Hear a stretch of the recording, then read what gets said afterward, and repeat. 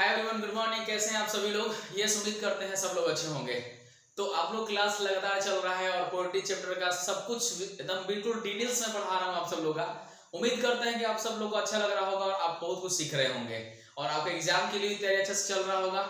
चलिए, तो इस सुहानी मौसम में हम लोग आगे लेके चलते हैं। आपको सोल्जर का जो चैप्टर चल रहा था उसमें हमने आपको सोनेट के बारे में, उसके राइम स्कीम के बारे में और लाइफ ऑफ रूपर्ट ब्रूक के बारे में बहुत सारी चीजें चर्चा कर दिया है। अगर आपने उस वीडियो को नहीं देखा होगा तो जाके आप डिस्क्रिप्शन बॉक्स में देख सकते हैं, मैंने उसका वहां पर लिंक दे दिया हुआ है। ठीक है ना। आज हम लोग चर्चा करने वाले हैं द सोल्जर का समरी, कि उस लेसन में कैसे वो रूपर्ट ब्रूक का लव है अपने नेटिव लैंड के प्रति, तो उसके बारे में चर्चा करेंगे। आइए हम समराइज कर लेते हैं आज आपके चैप्टर द सोल्जर के, है ना। आइए देखते हैं हम लोग। ये जो लेसन है, एक सोनेट है, ये पहले से मैंने चर्चा किया है और मैंने पहले कहा कि आप देख लीजिएगा जाकर के, अपने एक डिस्क्रिप्शन बॉक्स में दे दिया है, अगर नहीं देखे होंगे तो ठीक है, और क्लियर हो जाएगा क्योंकि बहुत सारी बातें मैंने पीछे से मैच करके यहाँ लिखा हुआ है ना। चलिए आगे बढ़ते हैं आज की क्लास में, देखते हैं यहाँ पे द सोल्जर शायरी। ये समरी है, मैंने ऐड किया है यहाँ पे। हमने लिखा है यहाँ, this poem has been written by Rupert Brooke. Rupert Brooke के द्वारा ये लिखा हुआ गया है। आपको कौन सा? The soldier. It is a patriotic poem. ये एक पैट्रियोटिक पोएम है। पैट्रियोटिक का मतलब होता है देश से संबंधित, देशभक्ति जो कहा जाए, अपने मिट्टी संबंधित है, उस तरह की कविता लिखी गई है। दिस पोएम शोज, क्या दिखाता है? Love of his native land, England. वो इंग्लैंड का जहां उनका जन्म हुआ, जो नेटिव लैंड है, नेटिव लैंड का मतलब जहां उनका जन्म हुआ है, उस मिट्टी के बारे में, उस देश के बारे में वर्णन करने का प्रयास करते हैं इस कविता में। This poem has been written, ये कविता लिखा गया है बेस्ड ऑन पेट्रार्कन सोनेट। ये किस बेस पे? कौन सा सोनेट है? तो बिल्कुल पेट्रार्कन सोनेट। मैंने इसका पहले से ऑलरेडी चर्चा कर दिया कि पेट्रार्कन सोनेट होता क्या है और कितने लाइन का और कितने इसमें स्ट्रिंजा आते हैं, ये मैंने चर्चा पहले से कर दिया है। तो this poem has been written based on Petrarchan sonnet. यह कविता जो है ना, पेट्रार्कन सोनेट के आधार पर लिखा गया है। द राइम स्कीम, जो पेट्रार्कन सोनेट है उसका राइम स्कीम है। शायद आपने कल का वीडियो नहीं देखा होगा ना, पक्का जाके देखो, अच्छी समझ में आएगा कि राइम स्कीम होता क्या है। मैंने राइम स्कीम के बारे में चर्चा कर दिया है। तो इसका राइम स्कीम क्या है, लिख दिया है। The rhyme scheme of this poem is A B A B C D C D E F G E F G. ये आपको कल मैंने समझाया था अच्छे तरीके से, इसको आप देख लीजिएगा।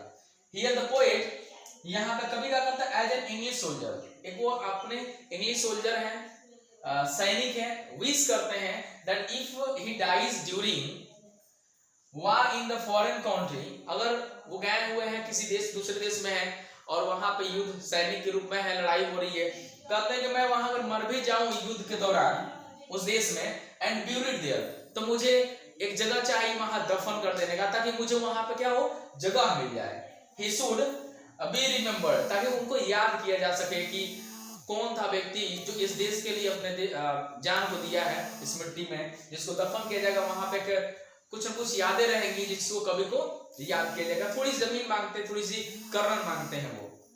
This is the country which board, वो उस देश के बारे में वर्णन करते हैं, कहते हैं कि यह वही देश है जहां जिसने मुझे क्या दिया? जन्म दिया है ना। शाप और आकृति, यानी मेरा जो शरीर बना है, जो आकृति है, ये उसी जमीन को दिया हुआ, इसी मिट्टी का देन है। और मेड अवेयर, और क्या किया इस मिट्टी ने? तो मुझे ज्ञान दिया, नॉलेज दिया, और हर चीज मुझे, यानी मिट्टी जो मेरे लिए क्या है ना, स्वर्ग है, ऐसा उनको मानना है। और यहीं पे अगर मैं जमीन पे अगर मैं दफन हो जाता हूं तो समझिए कि मेरे लिए बहुत ही पीस, यानी बहुत ही कंफर्टेबल फील करते हैं, इसलिए इस बातों को कहने का प्रयास करते हैं। तो वही देश है जहां पे जन्म हुआ मेरा, आकृति यानी जो शरीर है उसका स्ट्रक्चर मिला। मेड अवेयर, इसी ने मुझे ज्ञान दिया, शिक्षा दिया। He express his deep love of motherland, motherland, वह अपने मातृभूमि के बहुत ही गहरे मोहब्बत को, गहरे प्यार को वर्णन करने का प्रयास करते हैं।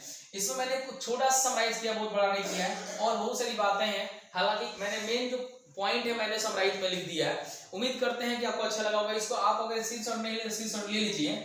बिल्कुल छोटा सा समराइज है, बहुत बड़ा नहीं किया मैंने, और इसको आप लिखते चलिए। मैंने पहले भी कहा कि आप लिख लोगे, लिखते चलोगे, ये कुछ न कुछ हेल्प मिलेगा आपको, और आगे जैसे बढ़ोगे धीरे धीरे सब कुछ यादें आएंगी और पढ़ोगे तो मजा आएगा और पढ़ने में, ठीक है ना।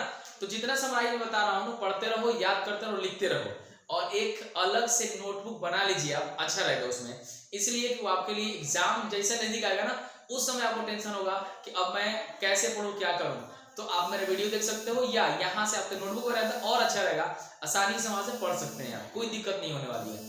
उम्मीद करते हैं कि आप सब लोग का वीडियो अच्छा लग रहा होगा। सब बच्चे हमारे 12th वाला अच्छे से तैयारी कर रहे हैं लिटरेचर बुक का, और धीरे धीरे सब कुछ आपके एग्जाम से आने से पहले मैं आपका ये जो बुक पोएट्री चला रहा हूँ, ये पोएट्री पढ़ा दूंगा पूरा। उसके बाद से आपको जो इसके बाकी है प्रोज है उसको पढ़ाऊंगा, उसका भी समराइज दूंगा, उसके पूरे लाइफ के बारे में, जितने पोएट हैं उनके सॉरी राइटर हैं उनके बारे में बताऊंगा। और साथ ही साथ एक और बुक है स्टोरी ऑफ इंग्लिश, उसके बारे में विस्तार से बताऊंगा। इसीलिए टेंशन नहीं लेना है, बस जुड़े रहना है किसके साथ, बिल्कुल ZPS इंग्लिश के साथ। चलिए तो आज कितने ही, मिलते हैं अगले दिन, बाय।